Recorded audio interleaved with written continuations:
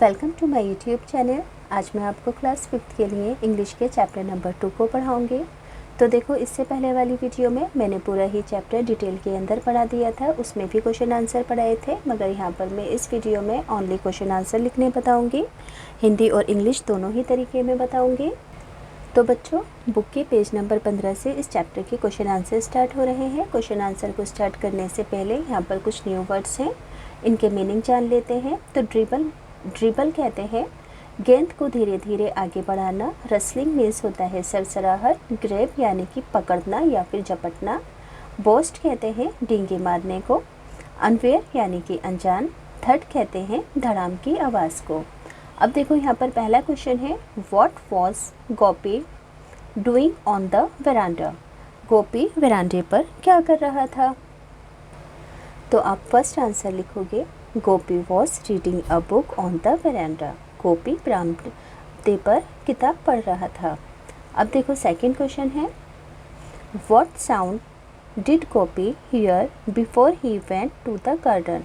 Garden में जाने से पहले गोपी ने किस चीज़ की आवाज़ सुनी? तो आप लिखोगे, Gopi hear something rustling and falling sound with a थर्ड। गोपी ने किसी चीज़ की सरसराहट की गिरने की थड़ के साथ, धड़ाम के साथ आवाज़ सुनी। थर्ड किसे कहते हैं? धड़ाम की आवाज़ को। अब देखो, यहाँ पर तीसरा क्वेश्चन है, describe Gopi's search for the ball. Gopi की गेंद की खोज के बारे में आप बताओ कि गोपी ने गेंद को किस तरह से खोजा। तो आप किस तरीके से लिखोगे थर्ड का आंसर? यहाँ पर देखो, आपको तीनों आंसर दिख रहे हैं। Gopi looked in the garden and bushes. Gopi garden में और झाड़ियों में देखता है। देन यानी कि तब। ही सो अ, वे देखता है white ball on dry leaves. वो वाइट बॉल को ड्राई लीव्स के ऊपर देखता है। अब देखो, क्वेश्चन नंबर 4 है, complete the table given below. यानी कि नीचे जो टेबल दी गई है इसे आपको कंप्लीट करना है। यहाँ पर एक डायलॉग दिया है, the dialogue was said by. ये डायलॉग किसने कहा था? Was said by. The dialogue was said to. और ये डायलॉग किससे कहा था? तो पहला डायलॉग है, the ball I found is a hockey ball. जो बॉल मुझे मिली है वो हॉकी बॉल है। ये बात गोपी ने अपने दोस्तों से कही। My father bought me a brand new football. तो ये बात यानी कि मेरे पिताजी मेरे लिए ब्रांड न्यू फुटबॉल लेकर आए। ये बात दीपक ने अपने दोस्तों से कही। I lost a ball 4 months अगो। 4 महीने पहले मेरी बॉल खो गई थी। ये बात मनोज ने गोपी से कही। शो मी द बॉल, मुझे बॉल दिखाओ, and I will tell you, मैं तुम्हें बताऊंगी। तो ये बात रमनी ने गोपी से कही थी। क्वेश्चन नंबर 5 है, who grabbed the ball from Gopi. Gopi से बॉल को किसने झपटा? How did the game start, और गेम कैसे स्टार्ट हुआ? आंसर लिखोगे आप, Manoj grabbed the ball. Manoj ने ग्रैब को झपटा फ्रॉम गोपी यानी कि गोपी से। व्हेन ऑल फ्रेंड्स, जब सभी दोस्त, are talking about the ball, ball के बारे में बात कर रहे थे, देन सडनली, तब अचानक, गोपी सेड, गोपी ने कहा, लेट्स प्ले, चलो खेलते हैं, बिफोर इट गेट्स डार्क, इससे पहले अंधेरा हो जाए, एंड द गेम स्टार्टेड, और इस तरह से गेम स्टार्ट हुआ था। अब क्वेश्चन नंबर 6 है, why did every one laugh at the end of the story. कहानी के अंत में सभी हंसने क्यों लगे? तो आंसर नंबर 6 लिखोगे, एवरी वन लाफ्ड, हर कोई हंसने लगा, बिकॉज, क्योंकि, दे वर फाइटिंग, वे सभी लड़ रहे थे, ओवर द बॉल, बॉल के लिए, ट्राइंग टू प्रूव करने के लिए, हुज इट वॉज, ये किसकी है, but the ball went away, पर बॉल चली गई, विद द स्कूटर, स्कूटर के साथ, वेंट अवे यानी कि चले जाना। अब पेज नंबर 16 पर आएंगे। पहला क्वेश्चन है, what would you have done. आप क्या करना चाहोगे? इफ़ लाइक गोपी, अगर गोपी की तरह, you had found a ball, आपको एक बॉल मिलती है, that did not belong to you, जो कि आपकी नहीं है, तो आप क्या करोगे? I would have asked other, मैं दूसरों से पूछना चाहूँगी, एंड ट्राई टू फाइंड, खोजने की कोशिश करूँगी कि, हुज बॉल इट इज़, ये बॉल किसकी है। सेकेंड क्वेश्चन है, इमेजिन यानी कि कल्पना करो, सोचो, what happen to the hockey ball after it is taken away by the scooter. Hockey ball का क्या हुआ होगा जब वो स्कूटर के साथ चली गई होगी। वेयर डज इट गो, ये कहाँ गई होगी। हु फाइंड इट्स, ये किसको भी और ये किसको मिली होगी। तो सेकंड आंसर होगा the ball goes to a far off place, यानी कि अपनी जगह से बहुत दूर चली गई होगी। The scooter driver finds it, और स्कूटर ड्राइवर ने इसे खोज लिया होगा, उसे मिल गई होगी। नेक्स्ट क्वेश्चन है नोटिस डेट द स्कूटरिस्ट, स्कूटरिस्ट किसे कहते हैं, जो स्कूटर चला रहा था, इज़ वियरिंग अ हेलमेट। तो जो स्कूटरिस्ट होते हैं, स्कूटर चलाते हैं, वो हेलमेट पहनते हैं। Why is it important to wear a helmet, तो इम्पोर्टेंट क्यों है हेलमेट को पहनना। वेयर मीन्स होता है पहनना। Should the pillion rider also wear a helmet, क्या पिलियन राइडर को भी हेलमेट पहनना चाहिए आपकी राय में। तो आप आंसर लिखोगे it is important to wear a helmet to protect our head from injury. तो ये इम्पॉर्टेंट है हेलमेट को पहनना अपने सर को इंजरी से बचाने के लिए। Yes the pillion rider should also wear a helmet, और पिलियन राइडर को भी हेलमेट पहनना चाहिए। वियर मीन्स बच्चों पहनना होता है। अब देखो यहाँ पर कुछ मैचिंग है। ड्रिबल का मतलब होता है हॉकी की बॉल को हल्के हल्के आगे खिसकाना, मूव करना। तो moving a ball with small taps while playing hockey. Boast कहते हैं डींगे मारना, यानी कि बहुत ज़्यादा बड़ा चढ़ा कर कहना। To speak too proudly. Rustle कहते हैं सरसराहट को। अ सॉफ्ट रैटलिंग साउंड को। ग्रैब कहते हैं झपटना, यानी कि अचानक पकड़ना। तो होगा take something with a sudden movement. अब देखो बच्चों यहाँ पर ना फिलअप्स हैं। फिलअप्स को भरने से पहले इन वर्ड्स की मीनिंग जान लो। सेंस कहते हैं तब से, हाउ एवर फिर भी, बिकॉज क्योंकि, वैन जब। फर्स्ट है Gopi completed his work, Gopi ने अपना काम पूरा कर लिया। He wanted to go outside and play, वे बाहर जाना चाहता था क्योंकि, तो बिकॉज आएगा। When he reach the playground nobody was there, जब वे प्ले ग्राउंड पर पहुंचा तो वहाँ कोई नहीं था। यहाँ पर आएगा हालांकि जब वे प्ले ग्राउंड पर पहुंचा तो वहाँ कोई नहीं था।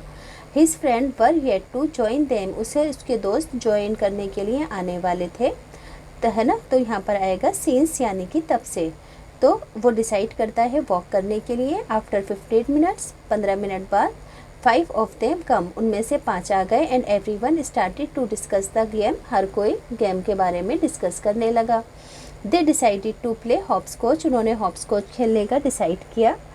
और when they go to know, जब वे ये जान गए कि रमनी उनको ज्वाइन नहीं करेगी, तो यहाँ पर लिखोगे व्हेन, जब वे जान गए कि रमनी उन्हें ज्वाइन नहीं करना चाहती।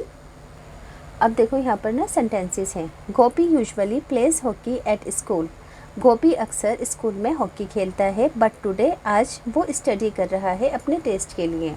The adverb usually tell us that an action happens many time, ये जो वर्ड है यूजुअली, ये जो वर्ड है यूजुअली, इसका मीनिंग है अक्सर, है ना।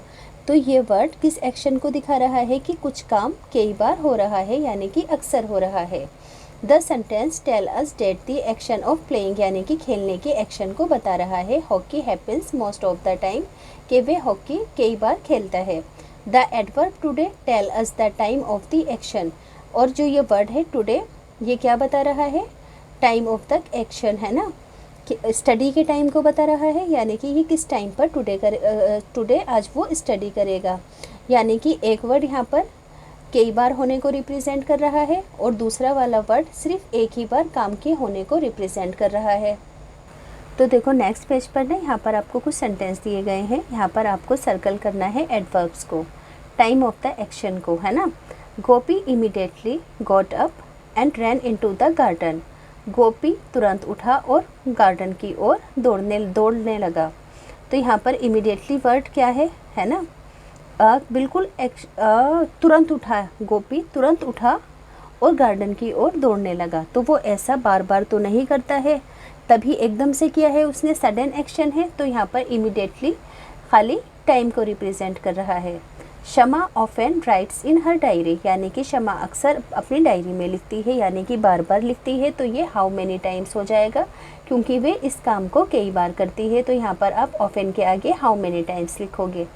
All his friends regularly gather to play hockey, उसके सभी दोस्त रोज़ाना इकट्ठा होते हैं हॉकी खेलने के लिए। तो रेगुलरली वर्ड्स है ना, हाउ मेनी टाइम्स में आ रहा है, कई बार, कितनी बार, तो यहाँ पर रेगुलरली वर्ड्स क्या होगा, हाउ मेनी टाइम्स के अंदर आप लिख दोगे।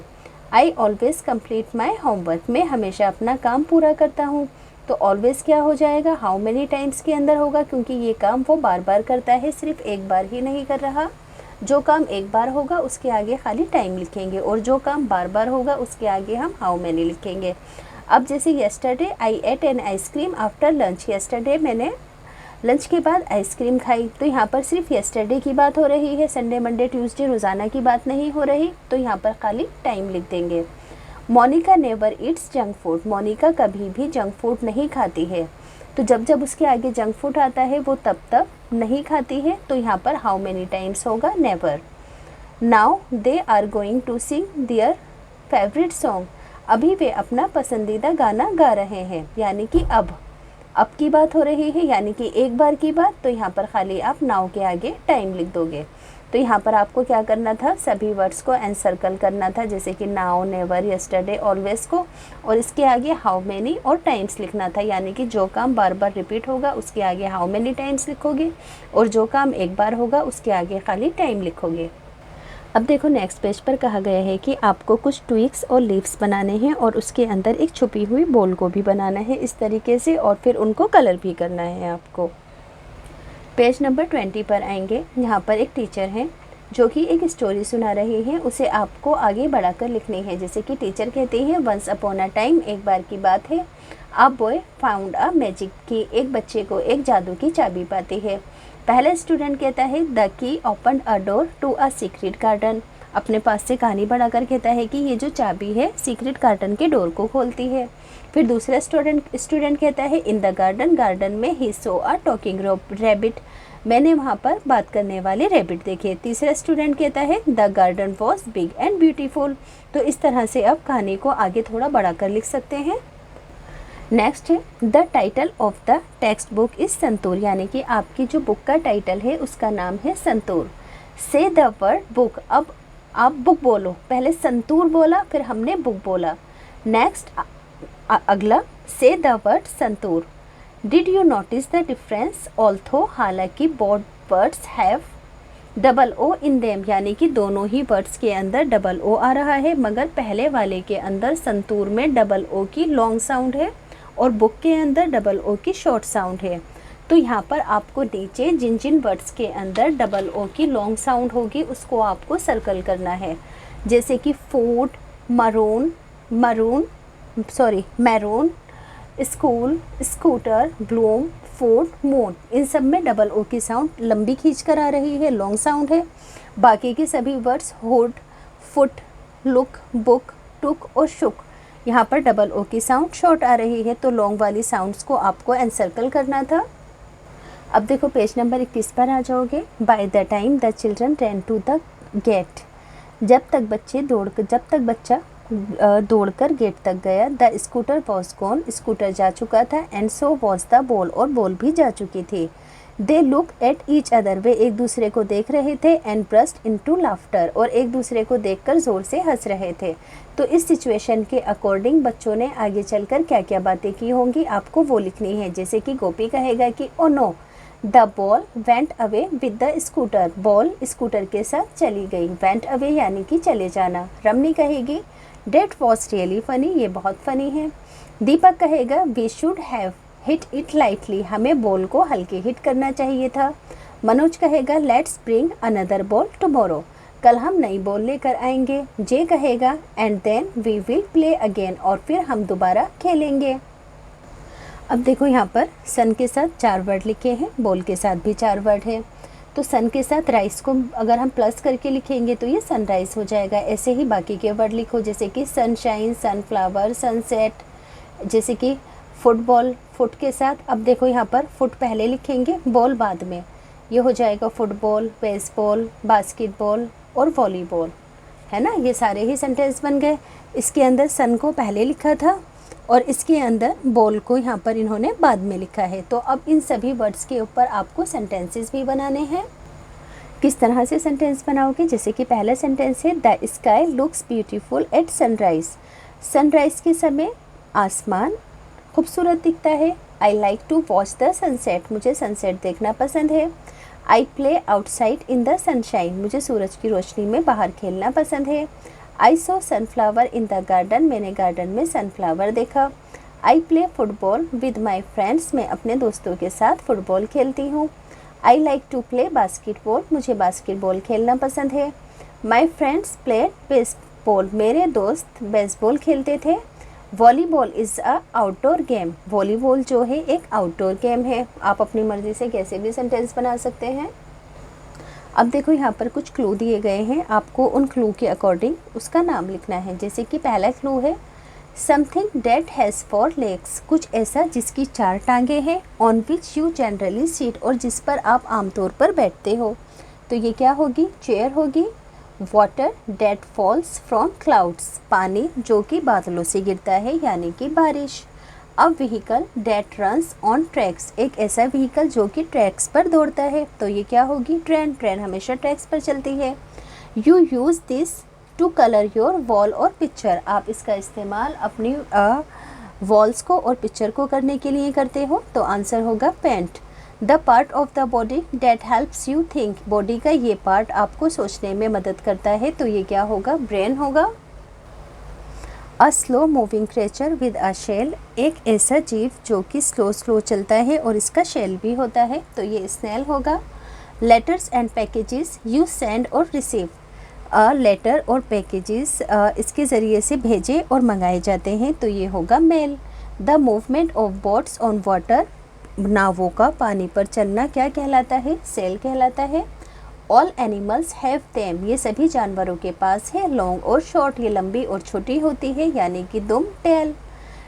Steps that take us from one floor to another, ये हमें एक फ्लोर से दूसरे फ्लोर पर स्टेप्स रखने में मदद करती है। तो ये क्या होगी, स्टेयर्स यानी कि सीढ़ी।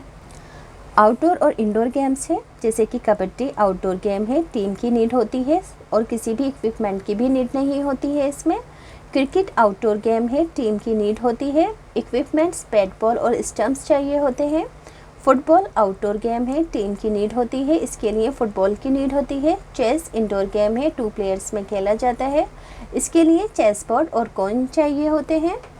इसी तरह से बैडमिंटन आउटडोर गेम है, 2 और 4 प्लेयर्स खेलते हैं, रैकेट्स और शटल की नीड होती है। खो खो आउटडोर गेम है, टीम में खेला जाता है और किसी इक्विपमेंट की नीड नहीं होती है। टेबल टेनिस इंडोर गेम है, 2 और 4 प्लेयर्स खेलते हैं, टेबल, बैट और बैल की नीड होती है। बास्केटबॉल आउटडोर गेम है और इसके लिए बॉल और बास्केट रिंग की ज़रूरत होती है। कैरम इंडोर गेम है, 2 और 4 प्लेयर्स खेलते हैं, कैरम बोर्ड और कॉइन्स की नीड होती है। लूडो इंडोर गेम है, 2 और 4 प्लेयर्स खेलते हैं, इसमें लूडो बोर्ड और डाइस की नीड होती है।